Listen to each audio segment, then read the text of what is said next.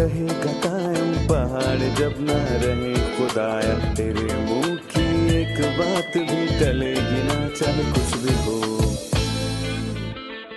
अजीज नाजरीन, मैं अयाद ज़रीफ आप तमाम देखने वालों को हमारे रोज के तमाम देखने वालों को हमारे रोज के बाइबली मुतालियाती प्रोग्राम की नई किस्त में अभी हम ज़बूर की किताब का मुताला कर रहे हैं। अभी हम ज़बूर के अहद कदीम की दूसरी शायराना किताब है और आज हम ज़बूर 102 का मुताला करेंगे, जिसका उन्वान है मुसीबत ज़दा की दुआ जब वो अफसुर्दा दिल होकर खुदावंद के हजूर अपना रोना रोता है। लेकिन प्रोग्राम के बाकायदा आगाज से पहले मैं खुदा के खादिम भाई यूसुफ रियाज को स्टूडियोज में खुश आमदेद कहूँगा। शुक्रिया भाई। और स्टूडियो में आए हमारे दीगर मेहमानों को भी खुश आमदेद।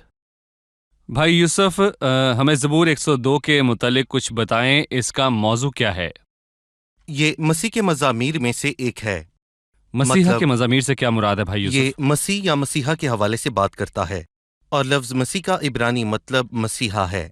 सो मैं कहूँगा कि पुराने अहद नामे में वो मसीहा का इंतजार कर रहे थे, लेकिन मसीहा आया और उन्होंने उसे ना जाना और मसीह ने दुख उठाया। और हम जानते हैं कि नबूवतों में दो बातें हैं, मसीह का दुख और उसे बादज़ा मिलने वाला जलाल। और मसीहा के मज़ामीर में जो मसीह या मसीहा की बात करता है, हम मसीह के दुखों का एक पहलू देखते हैं और मसीह के जलाल का भी एक पहलू देखते हैं। मसलन हमने मसीह का जलाल ज़बूर 45 और 68 में देखा।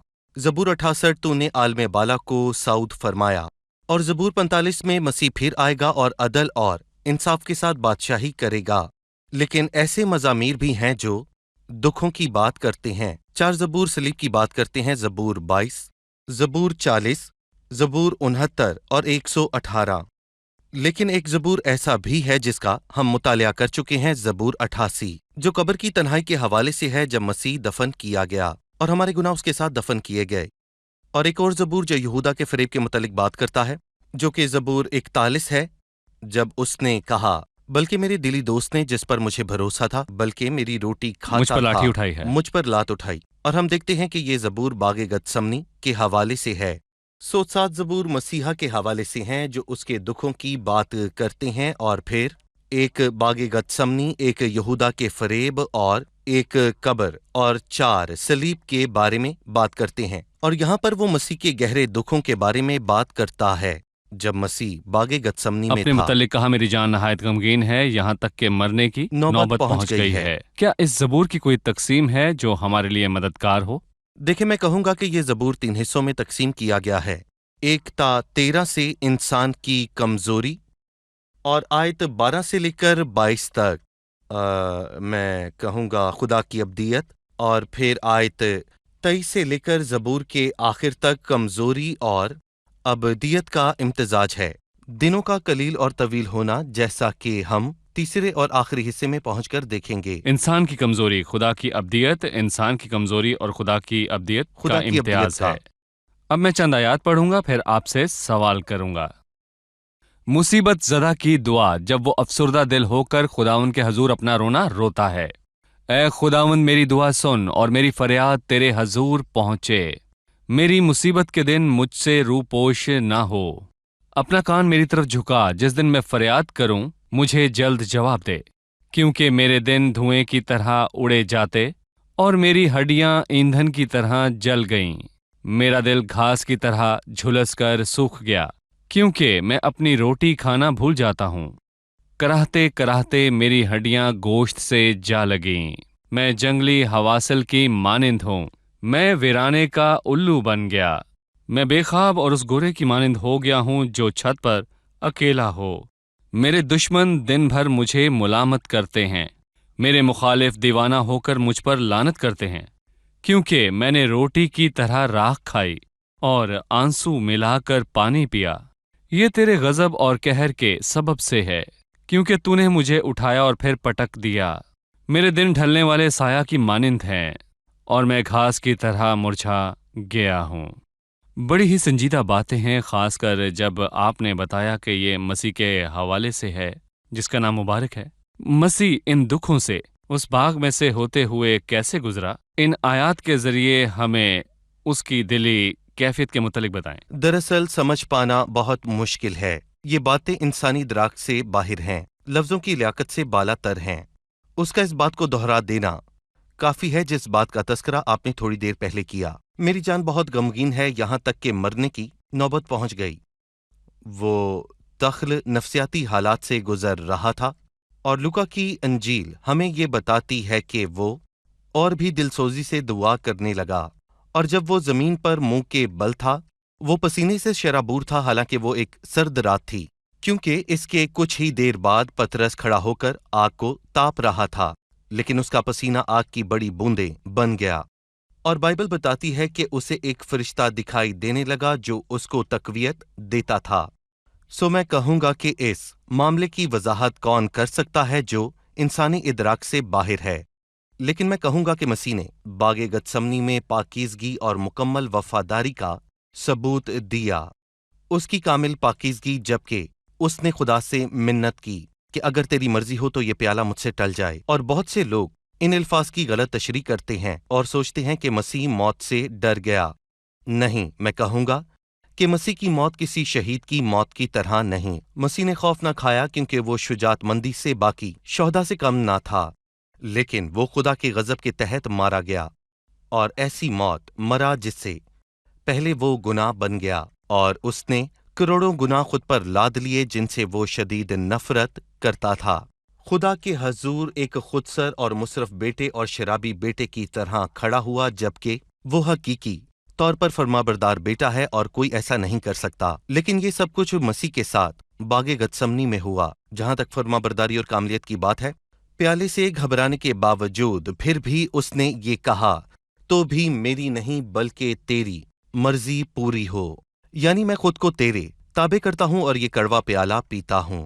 सो हम उसकी जात में कामिल पाकीज़गी और कामिल फरमाबरदारी को बागे गतसमनी में वाज़े तौर पर देखते हैं। कामिल पाकीज़गी और कामिल फरमाबरदारी सफ़ेद सोसन के लिए पानी में डूबना और अदल के कीचड़ में गोता खाना मुश्किल था, यहाँ तक फरमाबरदार सही। बना के मौत बल्कि सलीबी मौत गवारा की।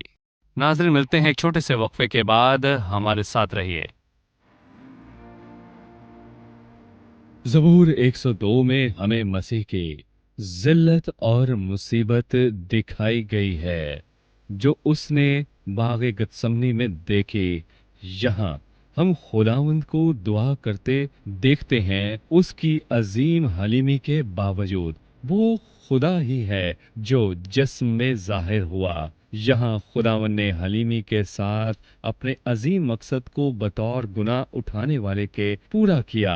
यहाँ हम नबूवत की रूह से देखते हैं आहो, फरियाद, आंसू, दुआएं और मुनाजात जो कि खुदावन ने बाग में गुजरानी, और उसकी फरियाद दर हकीकत सुनी गई, मौत से छुटकारे की सूरत में नहीं बल्कि मुर्दों में से जी उठने की सूरत में।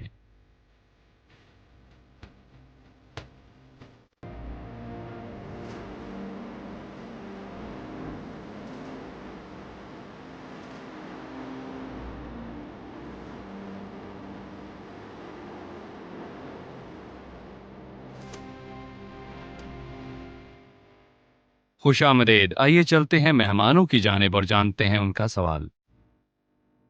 छठी आयत में लिखा है, मैं जंगली हवासिल की मानिंद हूँ, मैं वीराने का उल्लू बन गया। मैं बेख्वाब उस घोड़े की मानिंद हो गया हूँ जो छत पर अकेला हो। हमें इन आयत का मफहूम बताइए और हम उन्हें कैसे समझ सकते हैं। जी भाई, उसने उन परिंदों से खुद को कैसे मुशाबा किया, यानी वीराने के उल्लू और उस घोड़े की मानिंद जो छत पर अकेला हो। दर हकीकत इन परिंदों और इनकी फितरत को आखिर कौन जानता है, और हम ये देख सकते हैं कि मसीह की हालत उस वक्त तकरीबन ऐसी ही थी।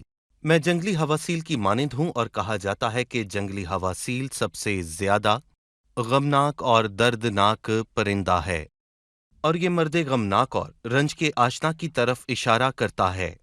और फिर लिखा है कि मैं वीराने का उल्लू बन गया, और यहाँ पर मैं कहूँगा कि ये वीराने का उल्लू एक ऐसा मंजर है जिससे मैं कहूँगा कि सभी मुंह मोड़ते हैं, क्योंकि मैं कहूँगा कि कुछ लोग उल्लू के नाम और जिस्म को लेकर जी। मनफी नुक्ता नजर रखते हैं। बिल्कुल सही। मैं बेख्वाब और उस गोरे की मानिंद हो गया हूँ जो छत पर अकेला हो। गोरा यानी चिड़िया एक ऐसा परिंदा है जिसे अपने साथी और संगत बहुत अजीज है। आप किसी चिड़िया को अकेला नहीं देखते, लेकिन जब वो उड़ते हैं तो वो सब कितार में उड़ते हैं।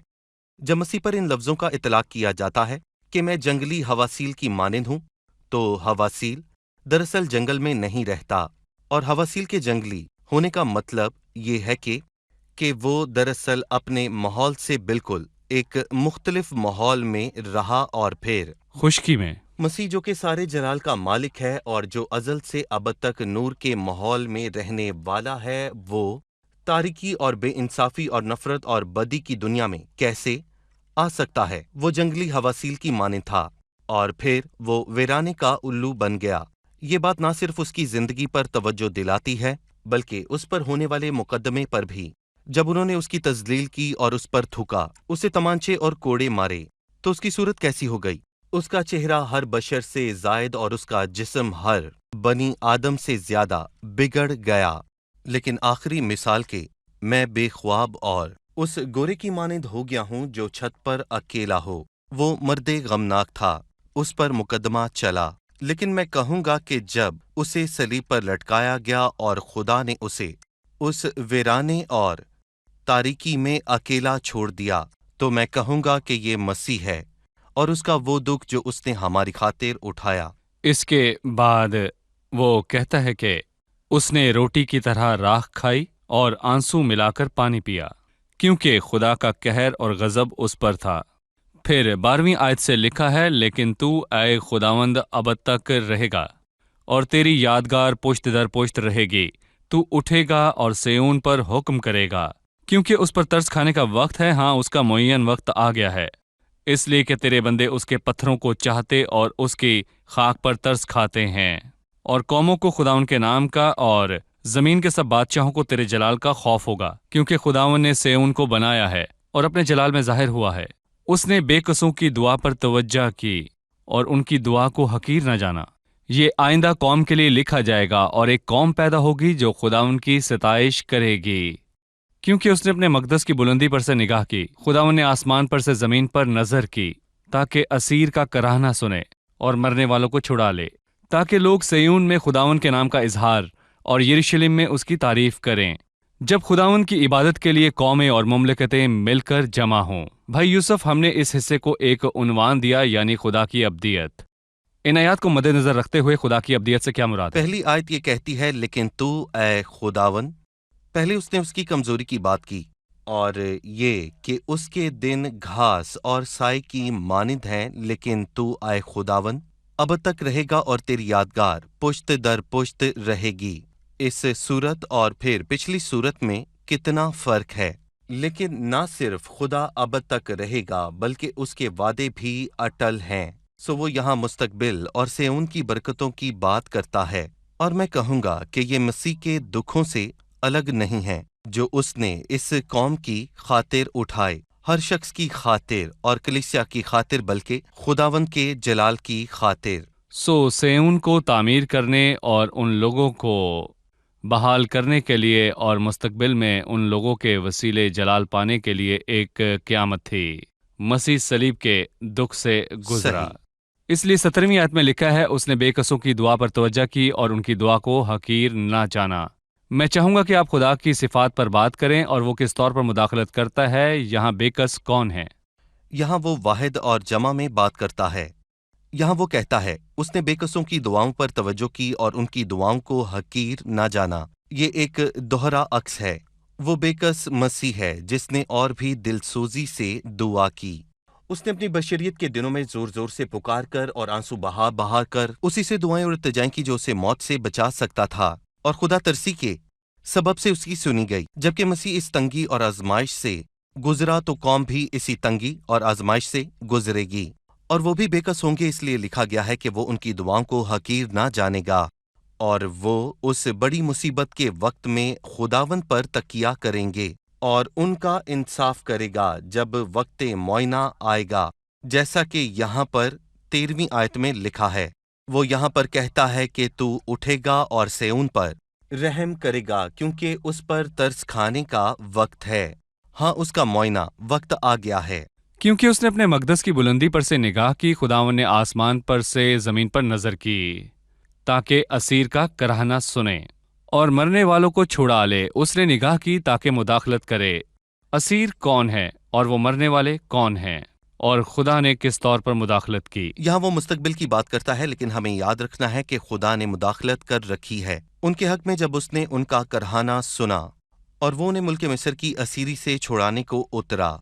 और ये निजात जो माजी में मिली वो एक दूसरी निजात का अक्स है जो मुस्तकबिल में मिलने वाली है। जब वो असीरों के करहाने की आवाज़ को सुनेगा, जब वो सताए जाएंगे और मरने वालों को छुड़ाएगा, क्योंकि उनकी अदालत वैसे ही होगी जैसी मुल्क मिस्र में थी, बल्कि उससे भी बदतर होगी। हम यहाँ पर एक छोटा सा वक्फा लेंगे और फिर मेहमानों के सवालात के साथ हाजिर होंगे। नाज़रीन, मिलते हैं एक छोटे से वक्फे के बाद। हमारे साथ रहिए।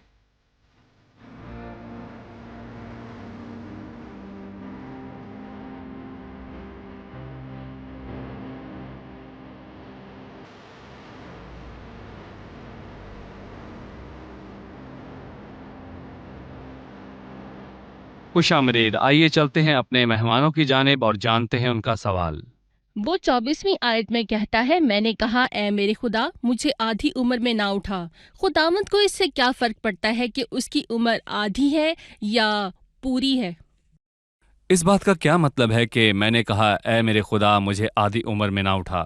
जी भाई यूसुफ। एक दीनदार इसराइली से तवील उम्र का वादा किया गया है और मसीह से ज्यादा दीनदार कोई ना था, लेकिन मैं कहूंगा कि मसीह ने एक मामूली इंसान जैसी उम्र भी ना पाई, जिसके बारे में मूसा ने 90 ज़बूर में कहा कि हमारी उम्र की मियाद 70 बरस है, या कुव्वत हो तो 80 बरस।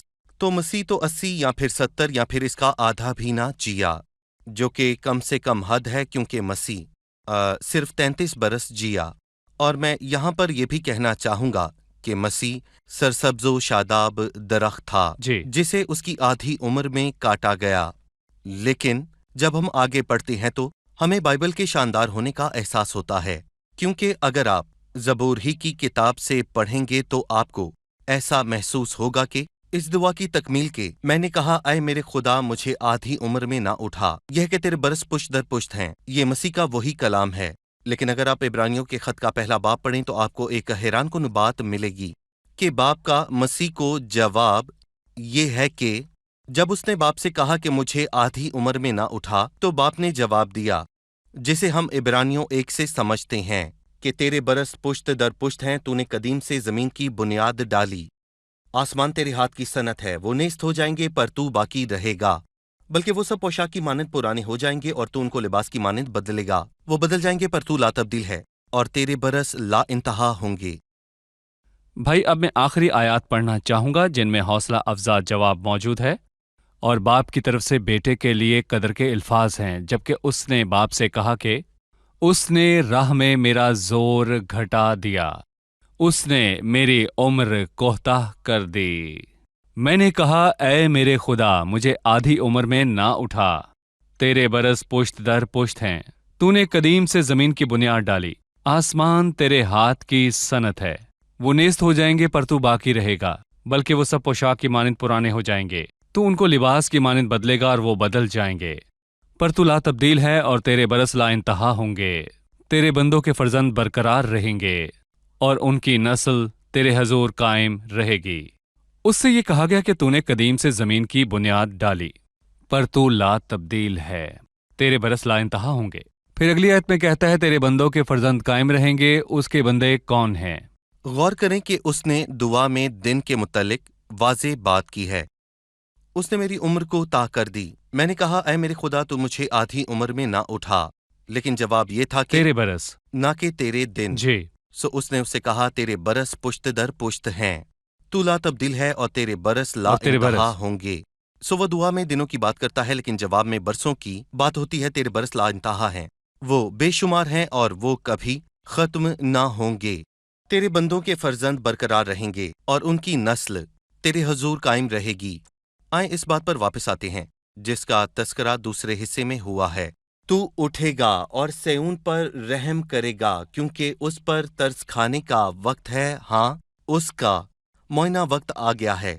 दुनिया के लिए एक बरकत है। यकीनन उस वक्त दुनिया ही होगी जो मुबारक होगी और हम लामहदूद बड़े आसमानी जलाल में होंगे और आसमानी चीजें सब हमारे लिए हैं और जमीनी चीजें उनके लिए हैं।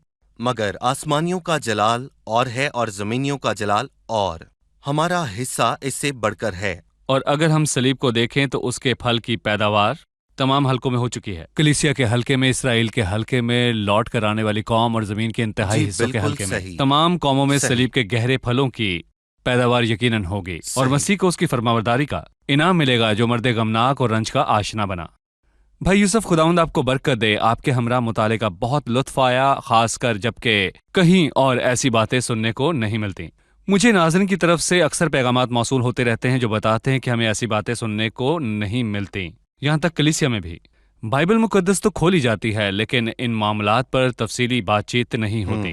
خداوند ہماری مدد کرے اور ہر جگہ ایک کی حوصلہ افزائی کرے کہ وہ بائبل مقدس کا مطالعہ کریں۔ بائبل کے ہر حصے میں مسیح ہے۔ زبور 102 میں ہم مسیح کو تلاش کر رہے ہیں، اور ہمیں گتسمنی میں مسیح کے دکھوں اور اس کی اندرونی کیفیت کے متعلق بات کر کے گہری آسودگی ملی۔ ہمارے دل واقعی پگھلے۔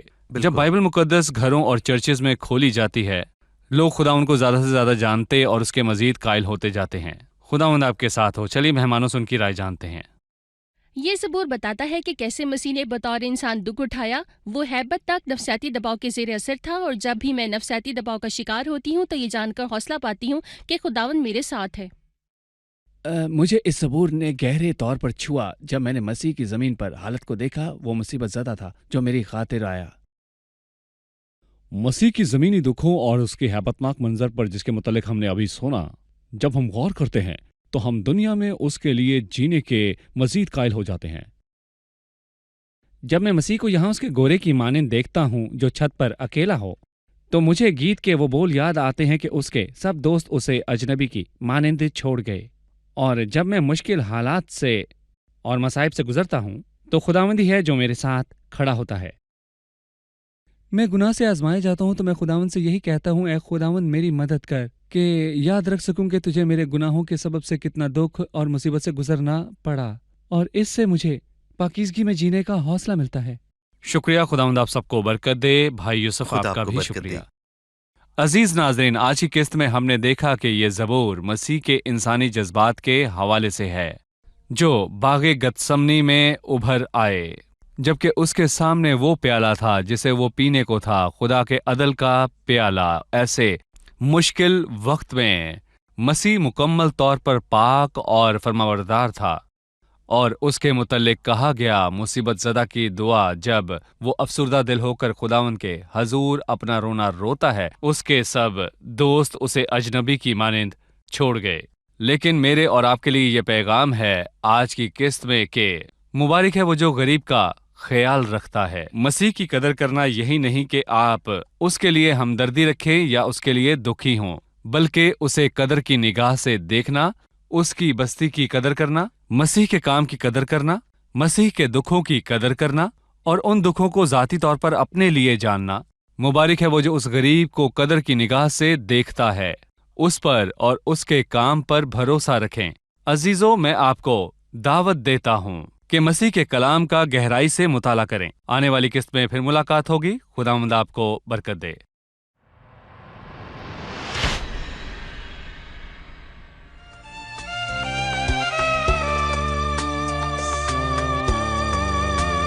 حبيتك وكسرت قيودك وشفيت جرحك وكسورك، حبيتك وكسرت قيودك وشفيت جرحك وكسورك، سيدت حواليك وحميتك من يد عدوك، نجيتك من يد عدوك، نجيتك مشتاق لرجوعك ليا، فاحضني هتلاقي حنية،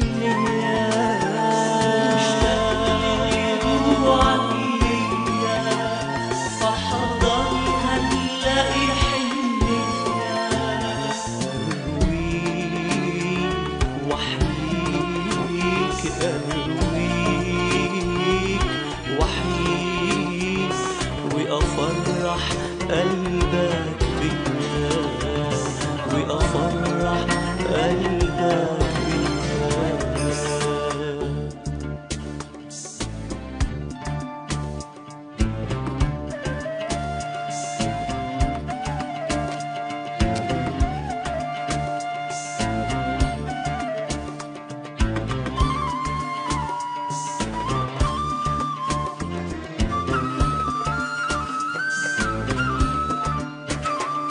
طريق ألامي مشيت وحدي، عديت بيك لفرح أبدي.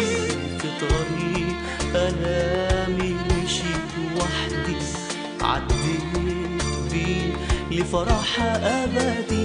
وصمت ولم أفتح فمي علشانك بعلن عن حبي، علشانك بعلن عن حبي.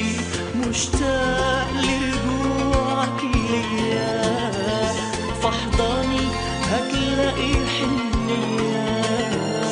مشتاق لرجوعك ليا، فاحضني هتلاقي حنية.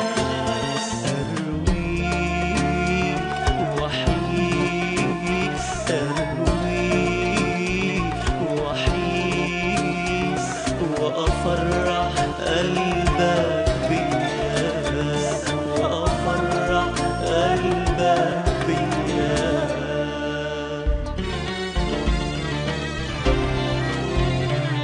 مشتاق لرجوعك ليا، فاحضني هتلاقي حنية. مشتاق لرجوعك ليا، فاحضني هتلاقي حنية. أرويك وحييك، أرويك وحييك، وأفرح قلبك بيا، وأفرح قلبك بيا، وأفرح قلبك